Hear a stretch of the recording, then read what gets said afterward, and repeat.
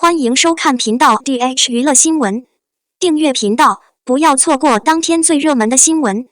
我们今天的时事通讯涵盖以下内容：杨紫能出名，爆剧稳步发展是有原因的，她获得了媒体好感度第1名。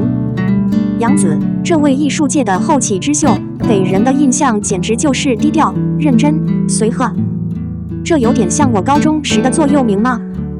然而，她不是在学习，而是在大荧幕上演绎着自己精彩的生活。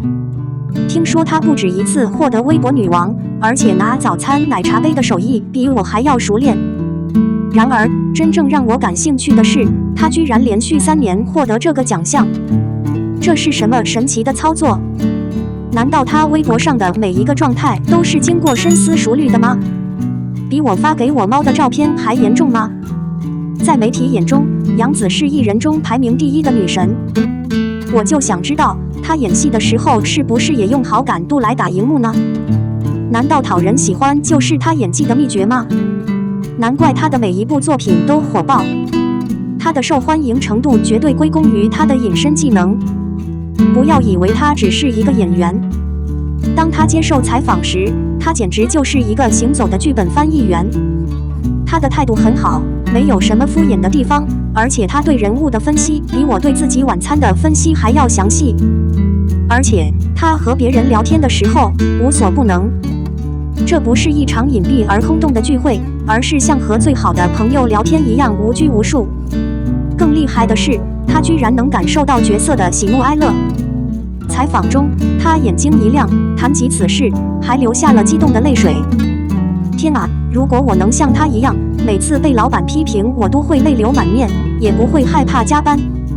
而且她对新演员特别忠诚，在采访中提醒他们保护自己，这简直就是艺术世界里的一股新鲜空气。如果有她这样的前辈，我在办公室就能更加谨慎了。不得不提的是，《香蜜沉沉烬如霜》这部剧一开始的热度并不高，但她用心的表现逐渐引起了粉丝的关注，最终她退出了圈子。这简直就是她的热故事，甚至比我养狗的热情还要高。她的片场气氛更加热闹，拍摄很成功。杨紫，你是剧组的快乐明星吗？他们还可以和李现搭档作为第2搭档，这真是一个爆笑的组合。如果他们2个一起开微博直播间，我肯定是第1个看的。杨紫绝对是一个精心挑选剧本、设计自己表演，然后默默发光的小天使。她的演技和人品都是一流的，是国内娱乐圈当之无愧的现实生活人物。为了她，我打算从今天开始认真对待我的午餐，也许她会大受欢迎。看着她拍摄《江山美人》，我想这一定又是一部脍炙人口的作品。而且有她的乐观，船员们一定不会感到孤独。期待她接下来有更多精彩的表现，加油杨紫！曾经被前辈劝退，如今却成了收视女王。杨紫是如何走上事业巅峰的？杨紫，一个名字，娱乐圈中闪亮的存在。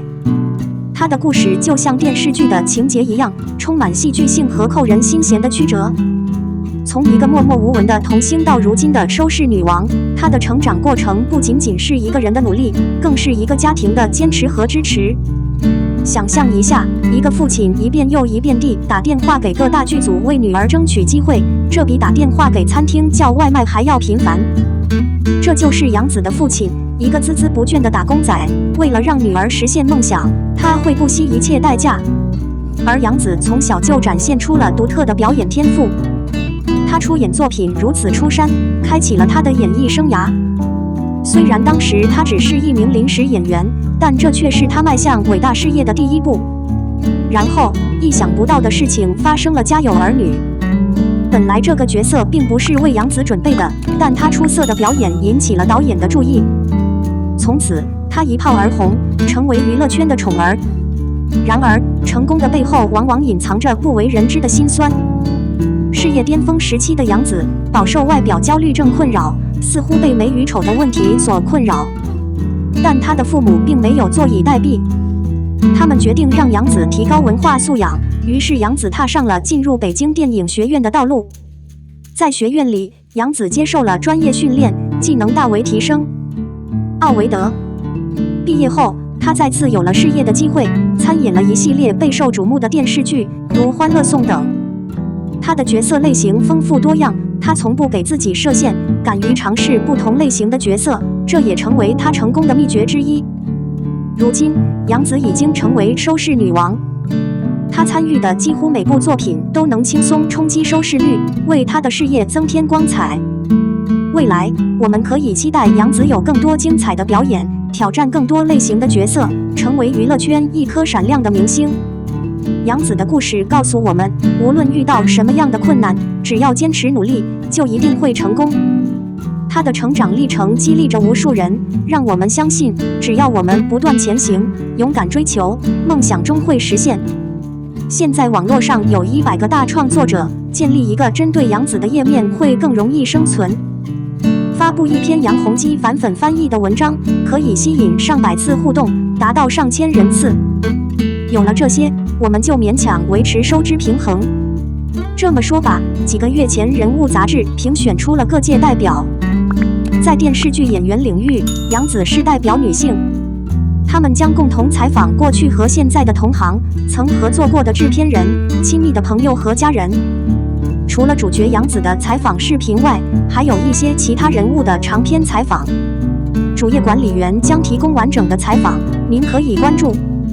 昨天，网络上出现了热搜。杨紫的父亲曾表示，当童星既是一种荣誉，也是一种束缚。我觉得这很正常，但是博主说他家是卖地毯的，为什么他至今没有带着童星的荣誉徽章呢？我们必须明白，这个角色想要种树，他在年度代表之前的整个旅程。生活在女孩子的家庭里是怎样的体验？在外人看来总是令人敬佩的，但对于一个孩子来说，一切都必须小心翼翼地保护，否则大众的车轮会把他压得很惨。在公众面前成长，一切都是透明的，每个人都可以深入观察。从父母的角度来看，如果你不关心你的孩子，你就是冷血的。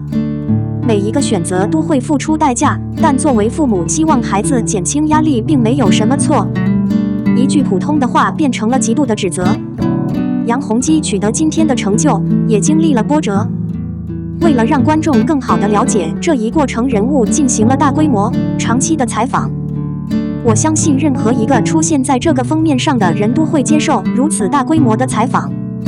他们为什么不攻击其他人？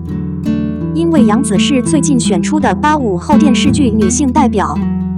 封面明星和年度代表之间的差距巨大，每个人都希望有机会站在前面，表明他们的努力得到了认可。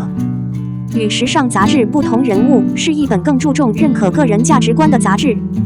说到采访需要黑暗势力联合起来，这应该是史无前例的。在越南有很多反杨紫的页面，我还看到几个自称是粉丝的人试图安慰这个页面的不满。说实话，你读过全文吗？